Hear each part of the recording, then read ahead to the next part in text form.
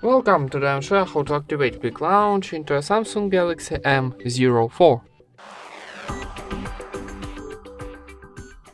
First of all, open your settings, then scroll down and choose Advanced Features option.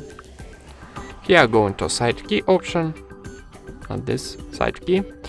And now tap here on the switcher to activate first of all our double press.